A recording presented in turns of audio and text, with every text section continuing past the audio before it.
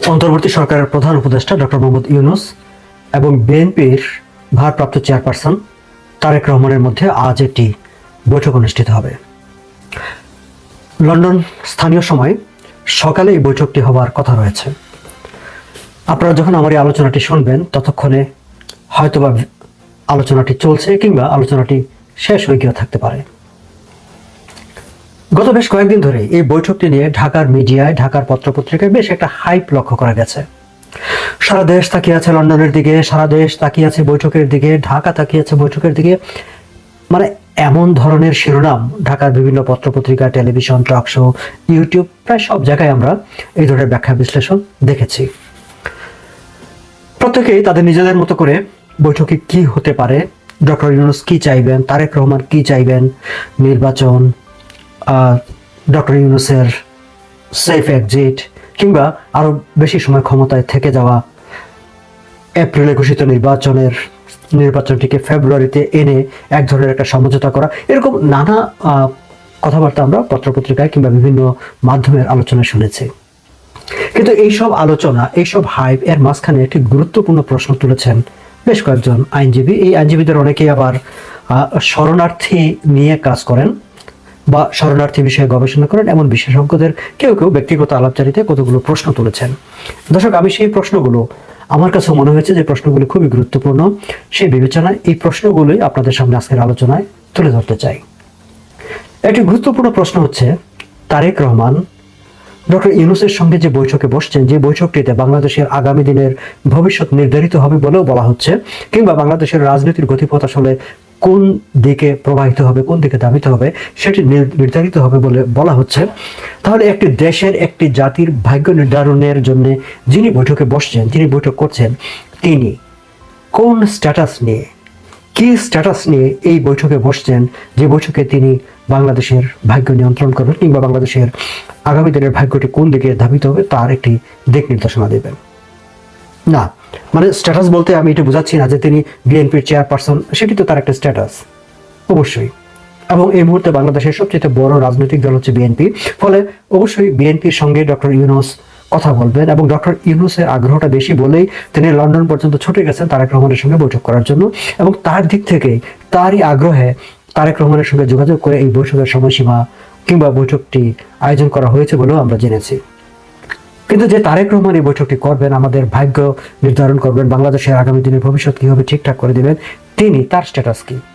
আমি স্ট্যাটাসটি বলতে যেটি বেশ কয়েকজন আইনজীবী এবং শরণার্থী গবেষক তারা এই আলোচনাটি আমার ব্যক্তিগত পর্যায়ে তুলেছেন যে লন্ডনে তারেক রহমান কিভাবে থাকছেন, তার সেই দেশের স্ট্যাটাস কি, সেটি কিন্তু আমাদের কাছে পরিষ্কার না। তারেক রহমান নিজে কিংবা বিএনপি কখনো এই বিষয়টি খোলাসা করেনি। এটি নিয়ে বিভিন্ন সময় আলোচনা হয়েছে, গুঞ্জন হয়েছে, প্রশ্ন উঠেছে। তারেক রহমান কি ব্রিটিশ নাগরিক? ব্রিটিশ নাগরিক হলে তিনি সেই নাগরিকত্বটি কিভাবে পেয়েছেন? নাকি তিনি অন্য কোনো প্রক্রিয়ায়, অন্য কোনো উপায়ে সেখানে এখন আছেন? সবচেয়ে গুরুত্বপূর্ণ প্রশ্ন হচ্ছে যে তিনি কি কেবল বাংলাদেশের নাগরিক নাকি বাংলাদেশ এবং ব্রিটিশ নাগরিক? এই প্রশ্নটি উঠছে এই কারণে যে আমরা এমন একটি সময়ে এই ডক্টর ইউনূস এবং তারেক রহমানের এই বৈঠকটি হচ্ছে যখন পুরো বাংলাদেশের মধ্যে সংস্কারের বিষয়টি সবচাইতে গুরুত্বপূর্ণ হয়ে উঠেছে এবং প্রত্যেকটা বিষয়ে সংস্কারকে সামনে আনা হচ্ছে। ডক্টর ইউনূস কথায় কথায় বলছেন যে তারা নতুন একটি বাংলাদেশ তৈরি করতে চাচ্ছেন। 5ই আগস্টের পরে নাকি একটি নতুন বাংলাদেশ তৈরি হয়েছে। একসময় এটিকে দ্বিতীয় স্বাধীনতা বলা হতো, এখন আর সেটি বলা হয় না। কিন্তু চাথাম হাউসের আলোচনায় ডক্টর ইউনূস বেশ জোর দিয়ে বলেছেন যে এটি আর পুরনো বাংলাদেশ নেই, এটি একটি নতুন বাংলাদেশ। আগামী যে নির্বাচনটি হবে সেটি হবে একটি নতুন বাংলাদেশ গঠনের নির্বাচন। তাহলে সেই নতুন বাংলাদেশে নতুন নিয়ম, নতুন সংস্কার, নতুন আকাঙ্ক্ষার তো প্রতিফলন আমরা দেখতেই পারি। আমরা নতুন নতুন প্রত্যাশা করতে পারি এবং সেগুলো নিয়ে প্রশ্ন তুলতে পারি। সেই জায়গা থেকে এই প্রশ্নটি, এই আলোচনাটি তোলা যে তারেক রহমানের লন্ডনে অবস্থানটি কি, সেটি আসলে এখন সংস্কারের স্বার্থে বলি, স্বচ্ছতার স্বার্থে বলি, এবং কোথাও কোনো কনফ্লিক্ট আছে কিনা নৈতিকতার স্বার্থে বলি, কোশ্চেন অফ এথিক্স পরিষ্কার হওয়া দরকার। কেন দরকার সেই কথাটি বলি। তারেক রহমান যদি কোনো একটি পর্যায়ে, তিনি অনেক বছর ধরে লন্ডনে আছেন, কোনো একটি পর্যায়ে সেখানে অ্যাসাইলাম চেয়ে থাকেন, রাজনৈতিক আশ্রয় চেয়ে থাকেন, ইউরোপিয়ান দেশগুলো কিংবা যে কোনো দেশের রাজনৈতিক আশ্রয় দেওয়ার যে শরণার্থী বিষয়ক যে বিদ্যমান আইন, এমনকি ব্রিটিশ আইন, সেটাও আমি একটু দেখেছি যে ব্রিটিশ আইন, সেই আইনে তিনি রাজনৈতিক আশ্রয় তখনই পেতে পারেন যখন তার নিজ দেশে তার জীবন হুমকির সম্মুখীন, তিনি সেখানে ইনসিকিউর। তারেক রহমান যখন লন্ডন ত্যাগ করেছেন, তারেক রহমান যখন বাংলাদেশ ত্যাগ করে লন্ডনে গিয়েছেন, তখন বাংলাদেশে তার জীবন হুমকির মুখে ছিল এবং তিনি দেশ থেকে বাধ্য হয়েছেন। ফলে সেরকম একটি পরিস্থিতিতে তিনি যদি ইউকেতে, যুক্তরাজ্যে রাজনৈতিক আশ্রয় চেয়ে থাকেন, সেটা দোষের কিছু না।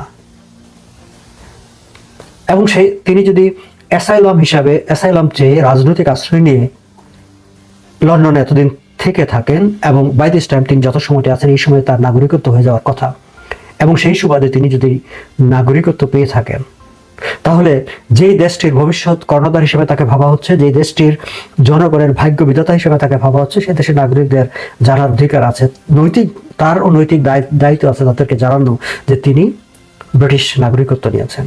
এবং অ্যাসাইলামের মাধ্যমে যদি তার ব্রিটিশ নাগরিকত্ব হয়ে থাকে বা অ্যাসাইলামের মাধ্যমে যদি তিনি লন্ডনে থেকে থাকেন, তাহলে সেই আইনের কিন্তু আরেকটি শর্ত হচ্ছে যে তিনি, এটি ধরেই নেওয়া হয় যে তিনি তার নিজ দেশে আর যেতে পারবেন না, তিনি যেতে পারেন না, সেটি তার জন্য বিপজ্জনক। এবং সেটি তার নাগরিকত্ব হয়ে যাওয়ার পরেও, আমি কানাডার একটি ঘটনা জানি যে কিছুদিন আগে এক ভদ্রলোক, তিনি প্রায় 30-40 বছর আগে এখানে এসেছিলেন, রাজনৈতিক আশ্রয় নিয়ে সিটিজেন হয়েছেন, কানাডা থেকেছেন। তারপরে তিনি বিভিন্ন সময় তার নিজ দেশে গিয়েছেন এবং এক পর্যায়ে সেটি তার প্রশ্ন হয়ে দেখা দিয়েছে যে তুমি তো এই দেশের আশ্রয় নিয়েছিলে, যে তোমার দেশ তোমার জন্য নিরাপদ না, তাহলে তুমি তোমার দেশে যাও কিভাবে? এবং তোমার দেশে যদি তুমি যেতেই পারো, তাহলে তো আর তোমার যে কন্ডিশনে আমরা তোমাকে এখানে আশ্রয় দিয়েছিলাম, সেই কন্ডিশনটা কম্প্রোমাইজ হয়ে যায়, তাহলে তোমার এখন তোমার নিজের দেশে চলে যাওয়া উচিত। ঠিক একই প্রসঙ্গ আসে তারেক রহমানের ক্ষেত্রেও। তিনি যদি অ্যাসাইলাম নিয়ে, রাজনৈতিক আশ্রয় নিয়ে সেখানে নাগরিকত্ব পেয়ে থাকেন, তাহলে ডক্টর ইউনূস বাংলাদেশের সরকার প্রধান, chief executive of the country, chief executive of the government, তিনি নিজে এসে যখন তার সঙ্গে বৈঠক করেন এবং সেই দেশের ভবিষ্যৎ প্রধানমন্ত্রী, ভবিষ্যৎ কর্ণধার হিসেবে তাকে বিবেচনা করা হয়, তখন বিষয়টি পরিষ্কার হয়ে যায় যে বাংলাদেশ তার নিজের দেশ আর তার জন্য বিপজ্জনক না, সেখানে তার আর কোনো ভয় নেই, তার কোনো শঙ্কা নেই। এবং এই পরিস্থিতিটি তার এই যে ব্রিটিশ যে শরণার্থী আইন, সেই শরণার্থী আইনটিকে, যে আইনের আওতায় তিনি লন্ডনে আশ্রয় পেয়েছেন, সেই আইনটি কম্প্রোমাইজ হয়ে যায়।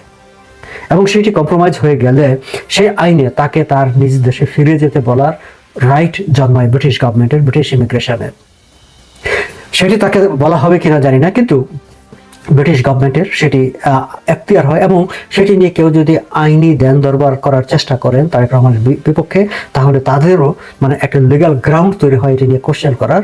এবং একই সঙ্গে এই মুহূর্তে লন্ডনে যারা রাজনৈতিক আশ্রয়ের প্রক্রিয়ায় আছেন, তাদের সেই কেসের ক্ষেত্রেও এটি একটা ইম্প্যাক্ট করে যে তোমার দেশে তো তাহলে তোমাদের পরিস্থিতি আর আগের মতো তো বিপদ সংকুল না, দেখো তোমার দেশের সরকার প্রধান এসে এখানে একজন আশ্রয় প্রার্থীর সঙ্গে বৈঠক করে তার দেশের ভাগ্য নির্ধারণের জন্য কথাবার্তা বলছে।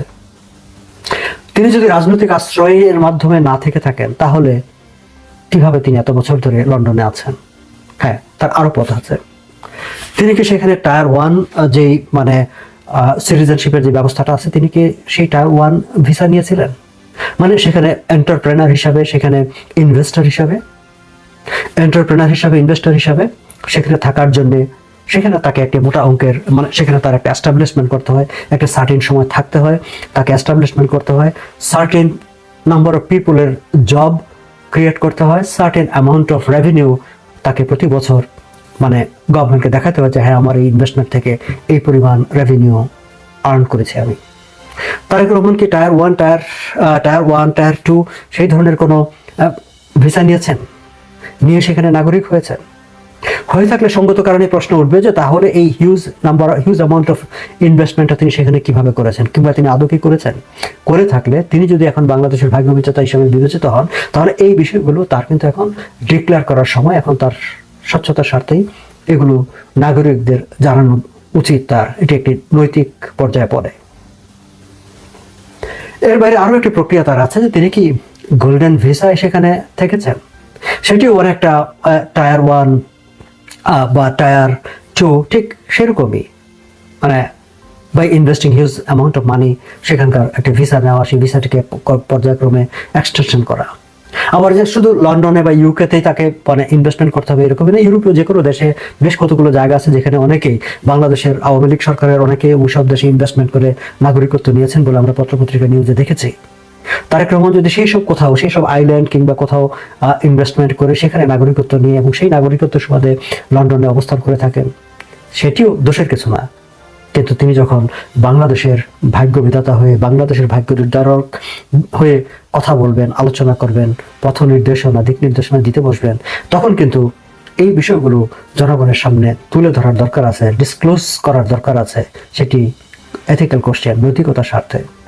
আর এমন একটা সময় যখন আমরা বারবার সংস্কারের কথা বুঝি, দর্শক আমি আমার আলোচনার শুরুতেও এই কথাটি বলেছিলাম, আবার শেষ করার সময় এই কথাটি বলতে চাই, যেহেতু এই সময় এটিকে নতুন বাংলাদেশ বলা হচ্ছে, সংস্কারের কথা বলা হচ্ছে, তাহলে এটি তো একটি বড় সংস্কার যে আপনি আপনার অবস্থানটা কি সেটি খোলামেলা আপনি জনগণের সামনে তুলে ধরবেন।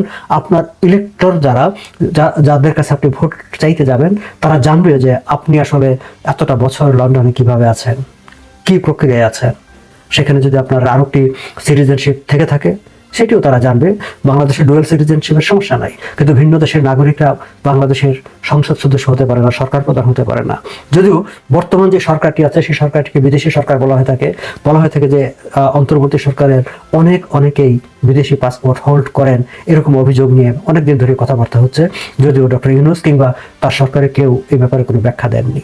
কিন্তু আমরা চাইবো যে তারেক রহমান অন্তত এই সময়ে এসে তার নিজের অবস্থান পরিষ্কার করবেন, জনগণকে জানাবেন তিনি আসলে লন্ডনে কিভাবে আছেন, কি তার স্ট্যাটাস, কোন স্ট্যাটাস নিয়ে তিনি বাংলাদেশের ভবিষ্যৎ ভাগ্য নির্ধারণের পরামর্শ দিচ্ছেন। আজ এই পর্যন্তই, ভালো থাকবেন।